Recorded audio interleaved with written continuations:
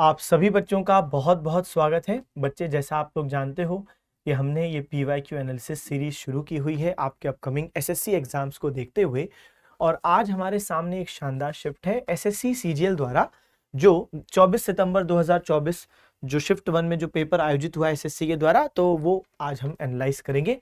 उसका जो GK GS का पोर्शन है उसको बहुत शानदार तरीके से देखेंगे कि कौन कौन से क्वेश्चन आए, कौन से सब्जेक्ट से रहे, सब्जेक्ट के अंदर कौन से टॉपिक से रहे, करंट अफेयर्स का क्वेश्चन कितना साल पुराना, कितने समय पुराना आया, क्या जेन्युइन था, क्या नहीं आना चाहिए था, क्योंकि CGL 2024 में बहुत सारे करंट अफेयर्स के क्वेश्चन ऐसे थे जो नहीं पूछे जाने चाहिए थे, क्योंकि 3-3 4-4 साल पुराना करंट अफेयर पूछा गया। खैर, इस शिफ्ट को भी एनालाइज करेंगे प्रॉपर सही तरीके से। आशा है कि पुराने शिफ्ट्स आप लोग देख रहे हैं, अच्छे से एनालाइज कर रहे हैं।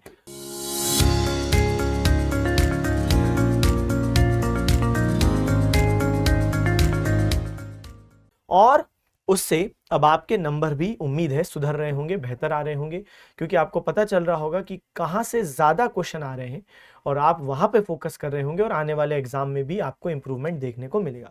तो बचे हुए दिनों में उन टॉपिक्स पर विशेष फोकस करना है जहां पे PYQs में ज्यादा क्वेश्चन आ रहे हैं। चलो, रजिया सुल्तान सल्तनत की पहली और एकमात्र महिला शासक थी, तो गद्दी पर कब बैठी? बहुत लड्डू सा सिंपल सा क्वेश्चन। क्यों? क्योंकि जब हम लोग बात करते हैं दिल्ली सल्तनत की, तो दिल्ली सल्तनत बच्चे कब से कब तक चला? तो दिल्ली सल्तनत की बात करें तो दिल्ली सल्तनत 1206 से लेकर 1526, ये है दिल्ली सल्तनत। अब इस दिल्ली सल्तनत में 5 वंश 5 फैमिली आए। सबसे पहली थी स्लेव डायनेस्टी, जिसको गुलाम वंश भी हम लोग बोलते हैं। गुलाम वंश का जो समय है वो 1206 से शुरू है, क्योंकि सबसे पहले यही थे, और 1290 तक। अब इसमें कई सारे रूलर आते हैं, जैसे सबसे पहले हम पढ़ते हैं ऐबक, ठीक है। फिर इंपॉर्टेंट वालों की बात कर रहे हैं सिर्फ। ऐबक के बाद जो इंपॉर्टेंट है, इंपॉर्टेंट इल्तुतमिश। ऐसे तो बीच बीच में कमजोर शासक और भी आते हैं, लेकिन जो महत्वपूर्ण वाले हैं वो ये हैं। फिर रजिया सुल्तान।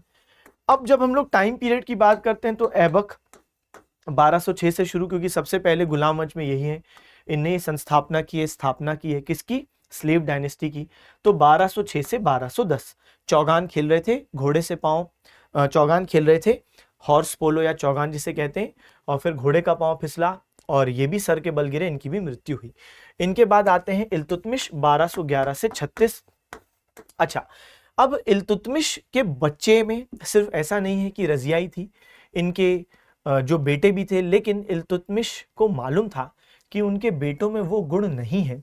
इसलिए ऐसा पहली बार देखने को मिला सल्तनत में कि कोई सुल्तान अपने बेटों के जीवित रहते हुए अपनी बेटी को अपना उत्तराधिकारी अनाउंस करके जा रहे हैं। तो यही हुआ, इनने अपनी बेटी को अनाउंस किया। इतना ही नहीं कि जब इल्तुतमिश प्रशासन चलाते भी थे, प्रशासन करते भी थे, तब बुलाते थे रजिया को कि आप सीखिए, दरबार में बैठिए कि किस तरीके से दरबार आयोजित होता है, किस तरीके से आदेश जारी होते हैं, किस तरीके से पूरी व्यवस्था चलती है।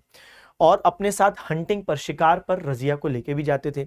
जब इल्तुतमिश की मृत्यु हुई तब आगे चल के तो जो इंपॉर्टेंट रूलर बनी रजिया, लेकिन इनके टाइम पे बहुत सारे विरोध हुए। क्यों? क्योंकि माना जाता है इनकी सबसे बड़ी गलती ये थी कि महिला थी, शासिका बहुत अच्छी थी, लॉ एंड ऑर्डर शानदार मेंटेन किया, लेकिन उस समय का जो पुरुष प्रधान समाज है, वो एक महिला से आदेश लेने में उनका मेल ईगो हर्ट हो रहा था, और इसलिए रजिया के टाइम पर बिना मतलब की समस्याएं उत्पन्न की गई। खास तौर पे जो हम देखते हैं, इल्तुतमिश ने 40 लोगों का ग्रुप क्रिएट किया था, 40 मंत्रियों का, जिसे बोलते थे चालीसा। उसने रजिया सुल्तान को बहुत परेशान किया, बहुत गुटबाजी की, ठीक है। तो 1236 से 40 ये रजिया सुल्तान का टाइम पीरियड है। चलो आओ, तो यहाँ पे सही जवाब क्या है कि कब शासिका बनी? 1236।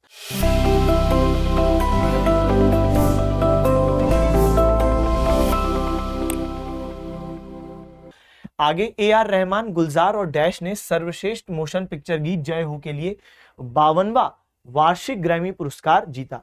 अब ये टफ क्वेश्चन इसलिए है क्योंकि देखो, ये बात तो ठीक है, सबको मालूम होनी चाहिए कि AR रहमान साहब को ऑस्कर तक मिला है। ये तो ग्रैमी है, ग्रैमी म्यूजिक अवार्ड होते हैं, और जो ऑस्कर हैं वो तो फिर फिल्म इंडस्ट्री में आपने नाम सुना होगा, ऑस्कर या अकेडमी अवार्ड्स। तो ये तो बहुत सारी कैटेगरीज में मिलते हैं, इसमें म्यूजिक भी होता है, बेस्ट एक्टर एक्ट्रेस, उसमें सब है।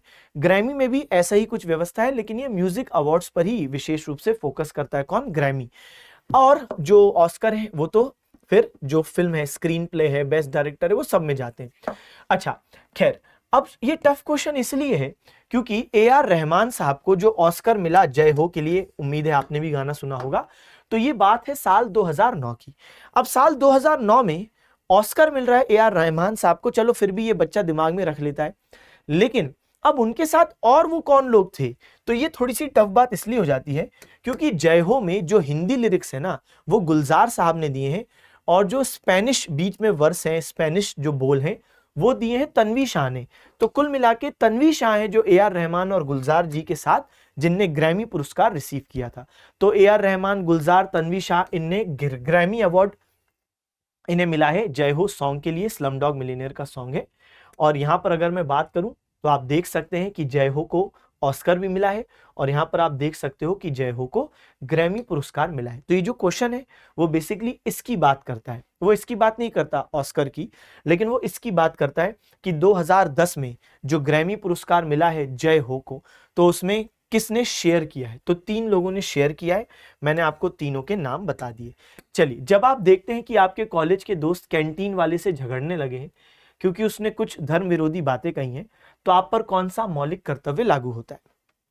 तो ये सुनने में हमको ऐसा लग सकता है कि अरे कहीं क्वेश्चन ने डेप्थ बढ़ाई तो नहीं, लेकिन जब आप ऑप्शन पढ़ोगे तब हकीकत सामने आएगी। तो ऑप्शन पढ़ते हैं। चलो, तो आप देखते हैं कि कॉलेज के दोस्त कैंटीन वाले से झगड़ने लगे हैं क्योंकि धर्म विरोधी बातें कही हैं। तो आप पर कौन सा मौलिक कर्तव्य लागू होता है। सद्भाव और भाईचारे की भावना को बढ़ावा, यही होना चाहिए। समृद्ध विरासत को, विरासत वाली कोई बात ही नहीं है यहाँ पे भाई, कोई मॉन्यूमेंट को, कोई हेरिटेज को थोड़ी ना कुछ किया है। वैज्ञानिक दृष्टिकोण, मानवतावाद, जिज्ञासा, देखो मानवतावाद वाली बात है ठीक है, लेकिन यहाँ पे ये साइंटिफिक पूरा टेम्परामेंट का कुछ यहाँ पे लेना देना नहीं है। हमारे प्राकृतिक पर्यावरण ना ही एनवायरमेंट, कोई भाई पेड़ जंगल वाइल्ड लाइफ, उसको तो कोई हानि नहीं पहुंचाई। तो यहाँ पे जो बेस्ट जवाब है वो है to promote harmony and spirit of brotherhood. अब बात करें हम लोग जब फंडामेंटल ड्यूटी की, तो फंडामेंटल ड्यूटी बच्चे कितनी है, आज 11 है, लेकिन जब ओरिजिनली थी तब कितनी थी, 10। 42nd कॉन्स्टिट्यूशनल अमेंडमेंट एक्ट 1976 के माध्यम से 10 फंडामेंटल ड्यूटी आई हैं स्वर्ण सिंह कमेटी के रिकमेंडेशन के आधार पर। उस टाइम पर सरकार किसकी थी, इंदिरा गांधी जी की सरकार थी।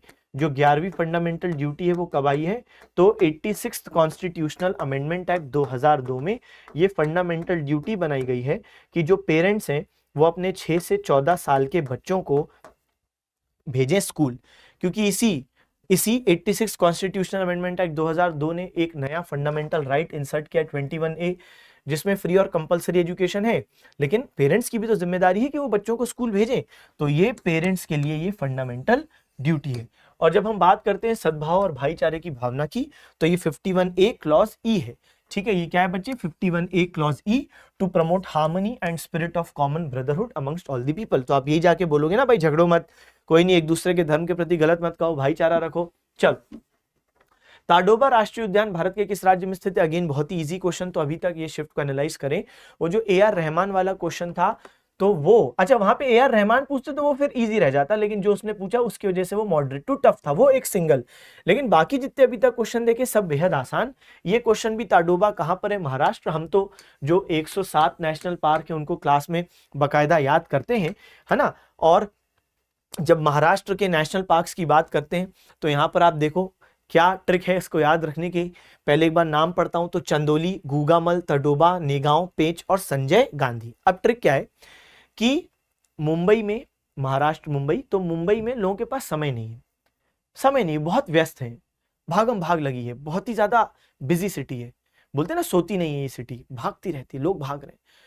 तो मुंबई में लोगों के पास समय नहीं है, तो वहां पर जो चांद है ना कोई उसको देख नहीं रहा, चांद मून उसको कोई देख नहीं रहा, तो चांद गूंगा होके ताड़ रहा है निगाहों से।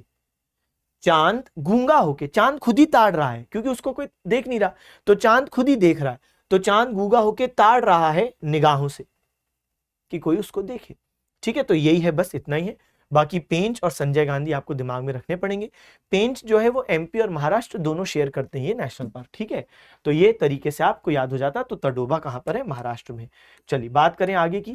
1875 में मुंबई में आर्य समाज की स्थापना किसने की। बहुत इजी क्वेश्चन, क्लास में बिल्कुल रिपीटेड, जिसको बोलते हैं ना हलवा घिसा पिटा क्वेश्चन। तो दयानंद सरस्वती साहब हैं जिन्होंने 1875 में आर्य समाज की स्थापना की। तो शुरुआत में तो मुंबई में की है, लेकिन बाद में इनका जो हेडक्वार्टर है बच्चे कहां शिफ्ट करेंगे, लाहौर। उस समय तो इंडिया में ही था लाहौर, पाकिस्तान जैसी कोई चीज तो थी नहीं, लाहौर इंडिया में ही था। अच्छा, दयानंद सरस्वती साहब की एक पुस्तक है सत्यार्थ प्रकाश, इस पे भी बहुत ज्यादा रिपीटेड क्वेश्चन आता है कि किसकी पुस्तक है, तो दयानंद सरस्वती जी की पुस्तक है।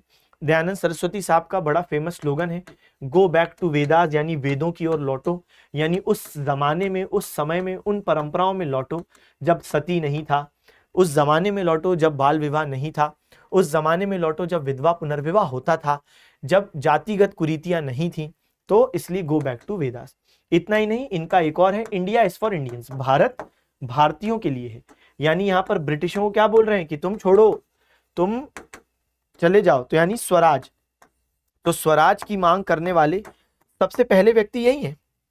लेकिन ये कोई कांग्रेस की तरफ से ऑफिशियली स्वराज की बात नहीं हो रही है, व्यक्ति के रूप में सबसे पहले स्वराज की मांग का क्रेडिट किसको दिया जाता है, दयानंद सरस्वती।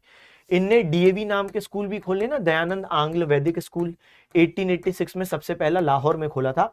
आज तो पूरे इंडिया में बहुत सारे डीएवी स्कूल हैं, शायद आप में से कोई पढ़ा भी हो, तो वो इनका ही है। तो यहाँ पे किस प्रकार की शिक्षा दी जाती है, आंग्ल और वैदिक, यानी वेस्टर्न एजुकेशन भी, और वैदिक का मतलब है इंडियन एजुकेशन भी है। चलो, निम्नलिखित भारतीय क्रिकेटरों में से किसे अल्मनैक के 2022 संस्करण में विजडन का क्रिकेटर ऑफ द ईयर नामित किया गया है। अब जब हम लोग बात करते हैं बच्चे विजडन, तो इसको माना जाता है बाइबल ऑफ क्रिकेट, तो ये क्रिकेट मैगजीन है विजडन एल्मनैक। और बाइबल ऑफ क्रिकेट पता है क्यों बोलते हैं बच्चे, ये हर एक साल का एडिशन रिलीज जब होता है ना, तो उसमें एक एक छोटा बड़ा अंतरराष्ट्रीय मैच का जिक्र होता है। आप सोचो कितने ऐसे मैचेस होते हैं, कितने सारे ऐसे मैचेस होते हैं जिसका हमको पता भी नहीं चलता, लेकिन अगर वो अंतरराष्ट्रीय स्तर पर हो रहे हैं तो विजडन उसको पूरा अच्छे से कवर करता है। इतना ही नहीं, अंतरराष्ट्रीय के अलावा और भी अगर कोई इंपॉर्टेंट कोई ऐसे इवेंट हो, उसमें वो भी इसमें लिखे जाते हैं। मतलब पूरे साल भर के आपको अगर कोई एक पुस्तक में A to Z her match की डिटेल चाहिए, कितनी बड़ी बात है, एक साल में कितने मैच होते हैं, उसमें कितने रिकॉर्ड होते हैं, तो वो सारा विजडन में लिखा रहता है। तो ये इनका है विजडन एल्मनैक एडिशन, ठीक है। और इसकी स्थापना किसने की थी, तो जॉन विजडन है, उनके नाम पे है। पहला सोचो 1864 में पहला एडिशन आया था, तो इसको बाइबल ऑफ क्रिकेट बोलते हैं। अब इसमें हुआ क्या कि इसमें रोहित शर्मा और जसप्रीत बुमराह, इनको बच्चे 2022 के एडिशन के लिए नामित किया गया था कि सबसे शानदार प्रदर्शन रहा, ठीक है। तो यानी क्रिकेटर ऑफ द ईयर, तो क्रिकेटर ऑफ द ईयर बच्चे किसको बोला, तो cricketer of the year Rohit Sharma और जसप्रीत बुमराह को क्रिकेटर ऑफ द ईयर, जो हमारे प्रश्न का जवाब है। अब यहां पे आपके लिए कुछ एडिशनल डेटा है, क्योंकि अगर मैं बात करूं बच्चे 2025 का एडिशन, तो इसमें इंडिया के लिए बहुत ही अच्छी उपलब्धि ये रही कि हमारे दो क्रिकेटर, एक अगेन कौन, तो जसप्रीत बुमराह साहब, तो उनको leading men's cricketer in the world कहा है विजडन एल्मनैक ने, तो ये फिर से आपके एग्जाम के लिए महत्वपूर्ण है। और महिला क्रिकेट में भी स्मृति मंधाना, तो इनको leading women's cricketer in the world कहा है। तो लीडिंग मेंस क्रिकेटर कौन है, जसप्रीत बुमराह, और लीडिंग वुमेन्स क्रिकेटर बच्चे किसको मिला है, स्मृति मंधाना। तो निश्चित रूप से दोनों ही नाम बहुत महत्वपूर्ण, और दोनों ही सोचो मैन और फीमेल कैटेगरी में दोनों इंडिया के लोग हैं, ये हमारे लिए बहुत अच्छी बात। निम्नलिखित में से कौन सा देश वर्ष 2031 में आईसीसी पुरुष क्रिकेट विश्व कप की मेजबानी करेगा।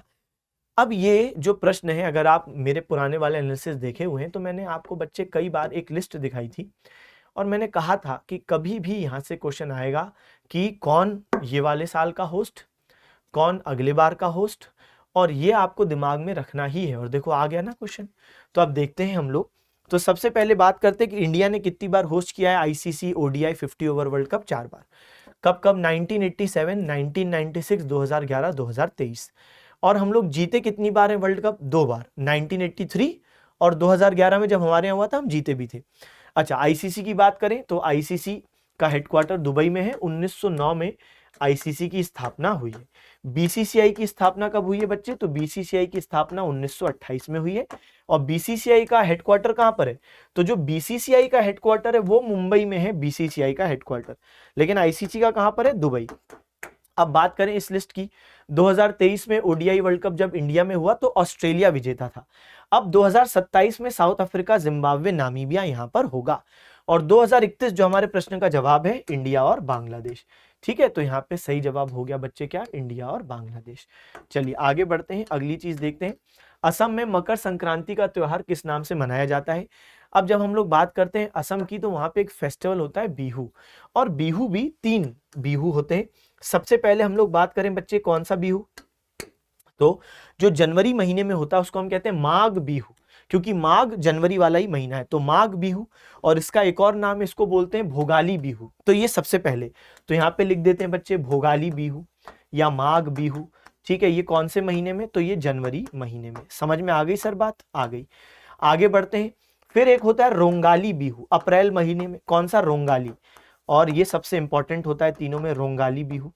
और फिर एक होता है क्या? काटी बिहू। क्या नाम होता है बच्चे? काटी बिहू। काटी बिहू ये अक्टूबर महीने में होता है, काटी बिहू। अब ध्यान से सुनना।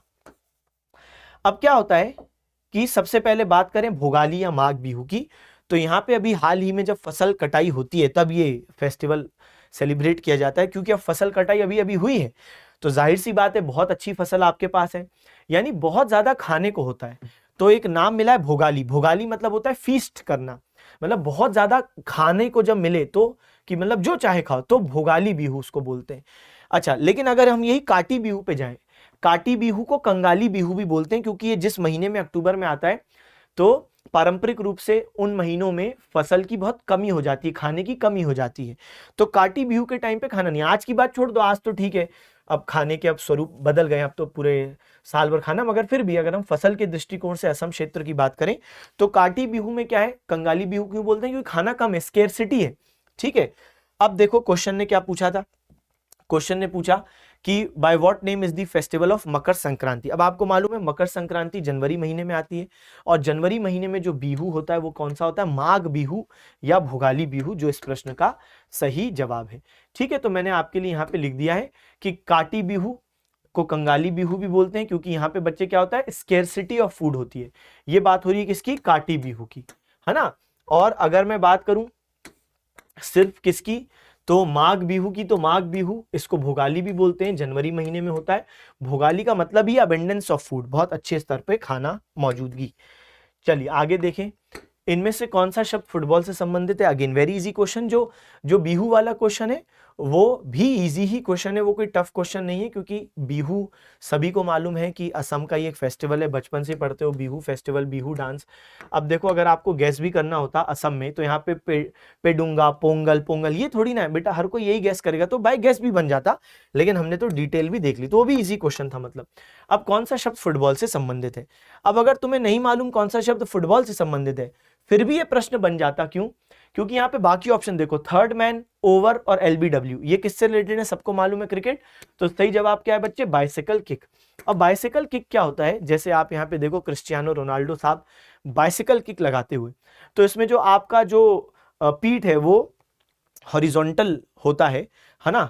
किसके लिए? तो जो ग्राउंड है उससे हॉरिजॉन्टल है, और इसमें आप एक प्रकार से रिवर्स समरसॉल्ट मारते हुए आप किक मार रहे हो, तो जाहिर सी बात है बहुत ही स्टनिंग विजुअल लगता है, बहुत ही ज्यादा, आप कहो कि फुटबॉल की दुनिया में बहुत ज्यादा एक्रोबैटिक स्टनिंग विजुअल है, जो भी ये कर दे और गोल में कन्वर्ट कर दे, किया भी है लोगों ने, जैसे रोनाल्डो साहब ने भी किया है, तो बहुत बड़ी बात है बाइसिकल किक को सक्सेसफुली कर पाना।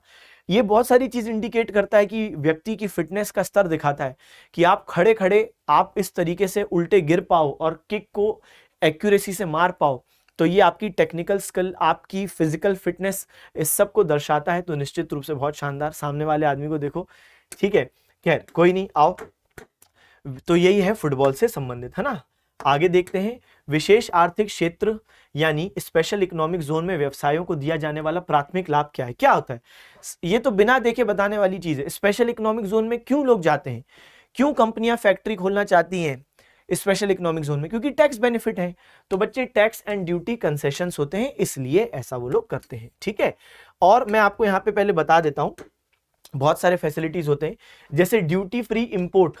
ठीक है, आप जो भी इंपोर्ट कर रहे हो, मतलब SEZ कोई दूसरी देश नहीं है, जैसे इंडिया। अब इंडिया में मान लो ये वाला क्षेत्र ने बोल दिया SEZ है फॉर एग्जांपल, तो अब यहाँ पे जो भी आप सामान ला रहे हो तो उसमें आपको ड्यूटी फ्री इंपोर्ट है, तो आपको कोई पैसा नहीं देना पड़ेगा, है ना। मतलब जो भी आप यहाँ से इंपोर्ट कर रहे हो तो आपको कुछ भी पैसा नहीं देना है, तो ड्यूटी फ्री हो गया। Plus 100% income tax exemption on export income. आप सोचो यहाँ पे भी वही बात है कि आपने जो भी सामान एक्सपोर्ट किया है, तो तो 100% एग्जेम्पशन आपको यहां पे रहेगा, 100% एग्जेम्पशन।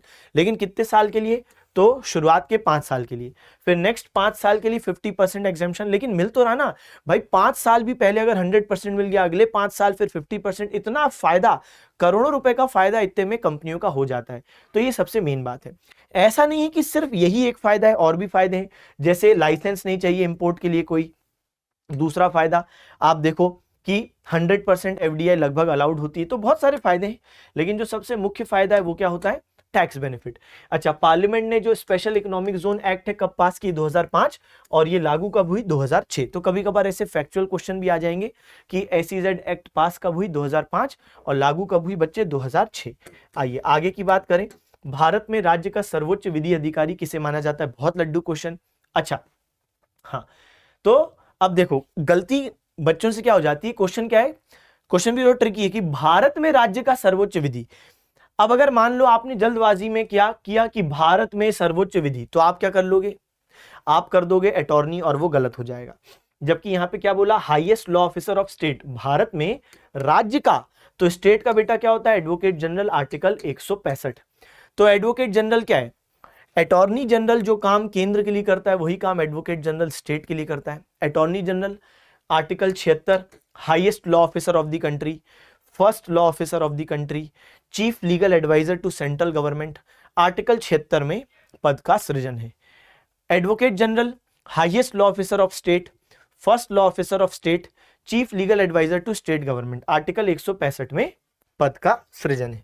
ठीक है, चलिए तो ये हमारी बात हो गई। जैसे करेंटली अटॉर्नी जनरल कौन है? आर वेंकट रमानी। एक दूसरे शिफ्ट में ये भी आया था ना, कौन है?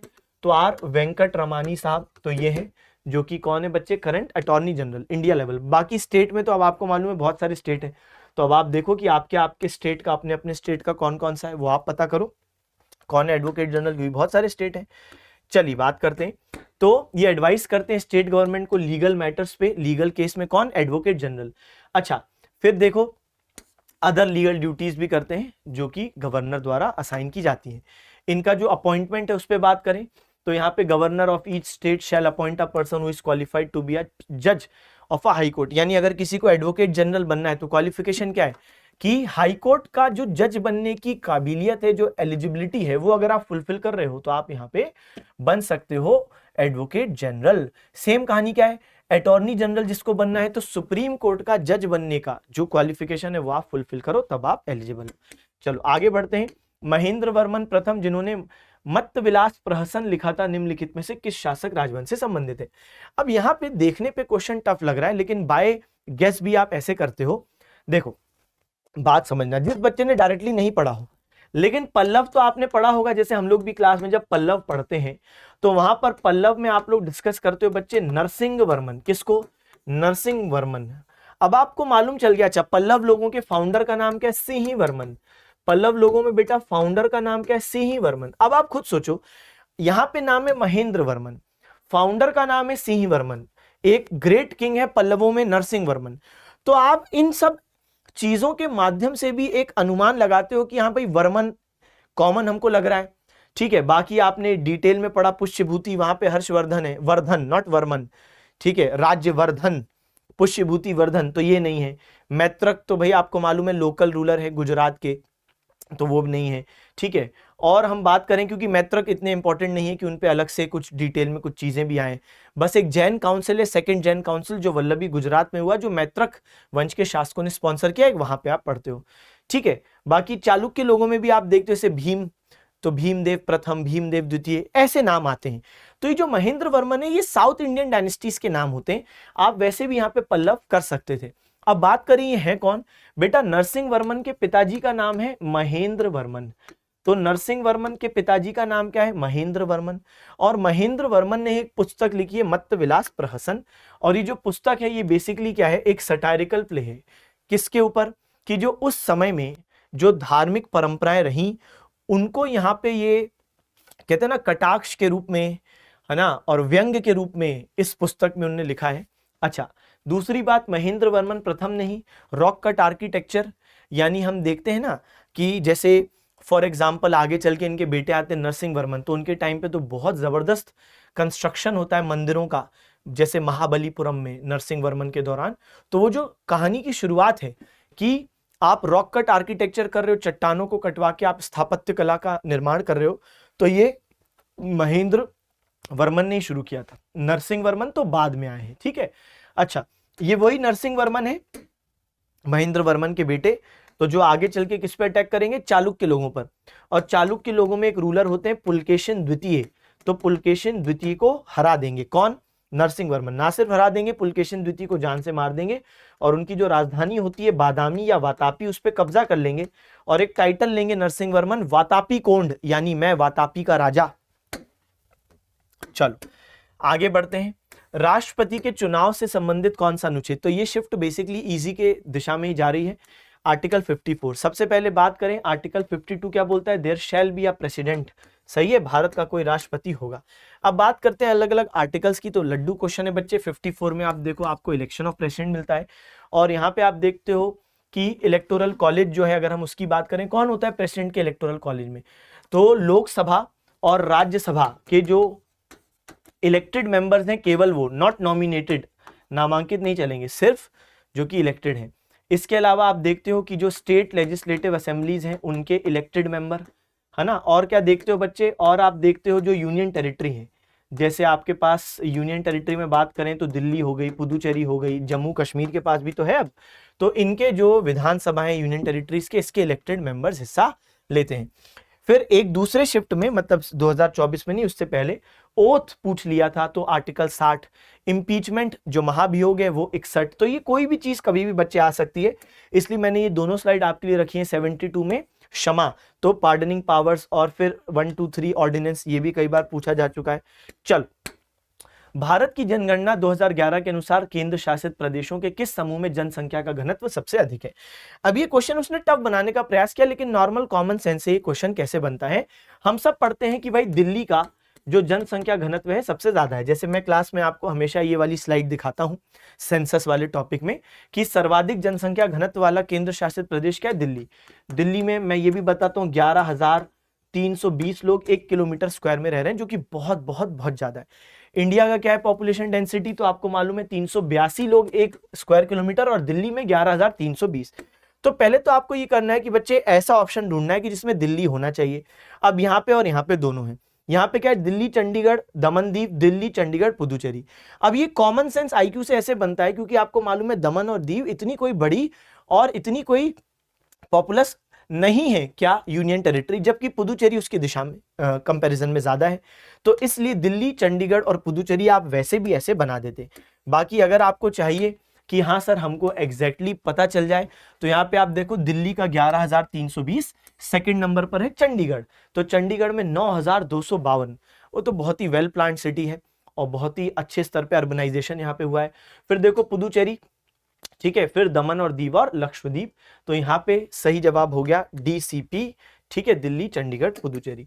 आइए आगे बढ़े। निम्नलिखित में से कौन सा भौतिक, तो ये साइंस के जो क्वेश्चन है, ये भी साइंस का है, ये भी साइंस का है, तो साइंस के क्वेश्चन साइंस के एक्सपर्ट फैकल्टी डील करेंगे। All India trade union Congress की स्थापना कब हुई? बेटा all India trade union Congress की स्थापना 1920 में हुई। नारायण मल्हार जोशी एक ये इन्वॉल्व थे इसके स्थापना में, और इनके साथ जो दूसरे व्यक्ति थे उनका नाम है लाला लाजपत राय। और ये जो लाला लाजपत राय साहब हैं, ये all India trade union Congress के पहले अध्यक्ष यानी पहले प्रेसिडेंट भी बनते हैं। ये all India trade union Congress क्या है भाई? ट्रेड यूनियन क्या होता है? मजदूरों का एक यूनियन है, ताकि मजदूरों के जो अधिकार है उनके लिए मांग रखी जाए। अब एक मजदूर जाके मालिक को बोलेगा कि जो मेरी वर्किंग शिफ्ट है वो 14 घंटे, उसको कम करके 10 घंटा करो, मालिक भगा देगा। लेकिन क्योंकि उसको मालूम है बहुत सारे मजदूर मिल जाएंगे, या सैलरी बढ़ाओ बहुत सारे मिल जाएंगे। लेकिन अगर सब मजदूर मिलके बोले काम बंद, तो हमको आपको ही देना ही पड़ेगा, तब तो फिर सुनवाई होने की संभावना ज्यादा है, तो इसलिए बनाई थी। आज बात करें AITUC की बच्चे, तो AITUC अभी कम्युनिस्ट पार्टी ऑफ इंडिया से अफिलिएटेड है, ठीक है, तो पॉलिटिकल पार्टी से जुड़े हुए रहते ही हैं। चलो भाई, तो ये हमने पूरी बात यहाँ देख ली। शास्त्रीय सरोद वादक अमजद अली खान को 2001 में भारत सरकार द्वारा सम्मानित किया गया, किस पुरस्कार से? तो अब देखो, मैं आपको बच्चे बोलते ना कि चिल्ला चिल्ला के जब गला सूख गया हो, ये लिस्ट में से कभी भी क्वेश्चन आ सकता है। मैंने आपको ईमानदारी से आप बताओ कितनी बार बोल दिया होगा? ऑलमोस्ट मुझे लगता है कि 8 से 10 बार। अब आप देखो यहाँ पे हैं अमजद अली खान साहब, जिनको क्या बोलते हैं? सरोद सम्राट। तो उन पर अगर इसने क्वेश्चन पूछा एसएससी ने तो क्या गुनाह कर दिया भाई, पूछेगा ही वो तो सरोज सम्राट साहब की बात करें तो इनको साल 2001 में पद्म विभूषण सम्मान से सम्मानित किया गया, जो इंडिया का सेकंड हाईएस्ट सिविलियन ऑनर है। हाईएस्ट क्या है भारत रत्न, सेकंड हाईएस्ट क्या है, तो सेकंड हाईएस्ट है पद्म विभूषण। तो देखो अमजद खान साहब 1975 में पद्मश्री, 1991 में पद्म भूषण और 2001 में बच्चे क्या मिल गया, पद्म विभूषण, जो हमारे सवाल का जवाब है। इतना ही नहीं, इनको राजीव गांधी राष्ट्रीय सद्भावना पुरस्कार भी मिल चुका है। इतना ही नहीं, इनको संगीत नाटक अकादमी पुरस्कार और संगीत नाटक अकादमी फेलोशिप, तो ये संगीत नाटक अकादमी एक अवार्ड होता है, संगीत नाटक अकादमी अवार्ड, और एक होता है संगीत नाटक अकादमी फेलोशिप, दोनों ही इनको प्राप्त हो चुका है। चलो आगे देखते हैं। तो जो साइंस के क्वेश्चन है वो साइंस के एक्सपर्ट फैकल्टी डील करेंगे। निम्नलिखित में से कौन सा कथन सही है? पॉन्ड वाटर, सी वाटर, फ्रेश वाटर माने जाते हैं। सी वाटर तो नहीं माना जाता है भाई, पॉन्ड वाटर तो माना जाता है फ्रेश वाटर। अच्छा, सी वाटर इज फ्रेश वाटर नहीं, रिवर्स और सी वाटर नहीं, सी वाटर तो होना ही नहीं है, reverse, creeks, lake, Pond's and streams, बस। अरे भाई कितना आसान क्वेश्चन। अगेन आप देखो, ओवरऑल शिफ्ट की बात करें तो महालड्डू, मतलब ये कोई क्वेश्चन हुआ कि फ्रेश वाटर क्या है? मतलब बच्चे मीठे पानी के बारे में बात हो रही है। अब आपको मालूम है कि फ्रेश वाटर हैबिटेट कौन से होते हैं जहां पर सॉल्ट का कॉन्सेंट्रेशन कम होता है, कितना कम, तो लेस देन 1% जब होगा सैलिनिटी, सॉल्ट जो डिजोल्व होंगे उसमें, तब हम बोलते हैं फ्रेश वाटर। और जाहिर सी बात है कि भाई सी बाकी सब में था, थोड़ा वो टफ बनाता तो शायद कुछ बात भी होती, लेकिन देखो हर जगह उसने सी डाल दिया, वैसे एलिमिनेट कर दोगे। और ये तो हमको ही मालूम है, river, creek, lakes, pond, stream, सबको मालूम है कि बच्चे ये फ्रेश वाटर है, तो आप कैसे भी बना सकते थे। हाँ जी, father of local self government किसको बोलते हैं? अगेन इसका सही जवाब क्या है? रिपन। देखो रिपन इंडिया में कुछ अच्छे गवर्नर जनरलों में से एक है।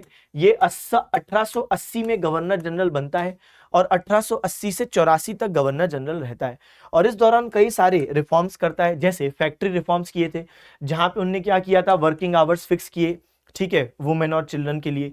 एज रेस्ट्रिक्शंस लगाए कि भाई इससे कम के जो चाइल्ड हैं वो नहीं एंगेज होंगे। इसके अलावा हेल्थ और सेफ्टी स्टैंडर्ड्स को एनहेंस किया। ना सिर्फ इतना, इंस्पेक्टर्स भी नियुक्त किए जिनका काम था देखना कि वर्कर्स लोगों का वेलफेयर हो रहा है, खुश है। इसके अलावा आप देखो मैसूर रेंडिशन, तो हम देखते हैं कि एक समय था जब ब्रिटिशों ने मैसूर पर कब्जा कर लिया था, लेकिन आगे चल के जब हमने देखा कि रिपन ने पूरा इन्वेस्टिगेशन करवाया, उसको लगा कि भाई मैसूर कोई षड्यंत्र नहीं बना रहा था, कुछ गलत नहीं कर रहा था ब्रिटिशों के खिलाफ, तब उसको वापस लौटा दिया 1881 में। फिर वर्नैक्युलर प्रेस एक्ट, तो ये जो वर्नैक्युलर प्रेस एक्ट है उसको खत्म किया गया था, ये लिटन के टाइम पे आई थी। रिपन से पहले था लिटन। लिटन बेकार व्यक्ति था। 1876 से 80 के बीच में बच्चे कौन था? लिटन। और बाद में कौन आया? 80 से 84 में कौन आया बच्चे? रिपन। रिपन अच्छा था, लिटन सही नहीं था। तो जो लिटन था वो वर्नैक्युलर प्रेस एक्ट लाया, जहां पे जो वर्नैक्युलर लैंग्वेज के जो न्यूज़पेपर हैं, लोकल भाषाओं के, रीजनल भाषाओं के, उन पर कार्रवाई की गई। बहुत सारे न्यूज़पेपर्स के प्रेस इक्विपमेंट सीज किए गए, जेल में डाला गया जो एडिटर थे, तो इसलिए लेकिन इनने हटा दी रिपन ने। एजुकेशनल रिफॉर्म लाए थे, हंटर कमीशन। एक हंटर कमेटी है जो जलियांवाला बाग के लिए इन्वेस्टिगेशन में जो हम पढ़ते हैं ना, और एक हंटर कमीशन है एजुकेशन वाली। चल फिर लोकल सेल्फ गवर्नमेंट का मतलब क्या है कि इनने प्रयास किया कि जो लोकल बॉडीज हैं उनको अधिकार दिए जाएं कि वो अपने कुछ मुद्दों पर खुद कानून बनाएं, उनको पैसा भी दिया जाए, जैसे पब्लिक हेल्थ, जैसे sanitation, basic law and order वगैरह वगैरह, ठीक है। तो इसलिए father of local self governance. In fact आज जो हम देखते हैं कि पंचायत और म्युनिसिपैलिटीज के पास जो पावर है ना, तो वो आज काफ़ी सारी दे दी गई है, अभी बहुत कुछ करना बाकी है, लेकिन उसकी शुरुआत की डिसेंट्रलाइजेशन करो, पंचायत म्युनिसिपैलिटीज को स्ट्रांग बनाओ, तो शुरुआत रिपन ने की। भारत के किस राष्ट्रीय जलमार्ग द्वारा महानदी और ब्राह्मणी नदियों के डेल्टा चैनल और पूर्वी तट नहर जुड़े हुए हैं? ठीक है, तो इसका सही जवाब क्या हो गया बच्चे? National waterway 5। क्यों? क्योंकि जब आप लोग पढ़ते हो नेशनल वाटरवे तो आपको मालूम है कि NW 1 2 3 4 भाई 5 तक, ये तो बहुत फेमस है और सब बच्चों को बोला जाता है कि आपको याद रखना है। नेशनल वाटरवे 1 की बात करें, गंगा, भागीरथी, हुगली रिवर सिस्टम, ठीक है, ये सबको मालूम, मतलब ये बिल्कुल बहुत ही ज्यादा घिसा पिटा सवाल भी हो गया कि कहां से कहां तक, तो हल्दिया से इलाहाबाद, लेंथ 1620, बच्चे मतलब बिल्कुल इस फैक्ट को तो रट के पी गए हैं। फिर NW2 ब्रह्मपुत्र रिवर, ठीक है, और आप जानते हो स्टार्ट पॉइंट सादिया, सादिया तो डुबरी उसको बोला जाता है। तो ये ज्योग्राफी में नेशनल वाटरवे पढ़ना एकदम कंपलसरी है आपके लिए। ये टॉपिक से क्वेश्चन पूछा जाना बहुत ज्यादा स्वाभाविक है, और इसको ऊपर ऊपर से पूछा जाना वाला क्वेश्चन ही कहेंगे, क्योंकि सब लोग इसको पढ़ते ही हैं।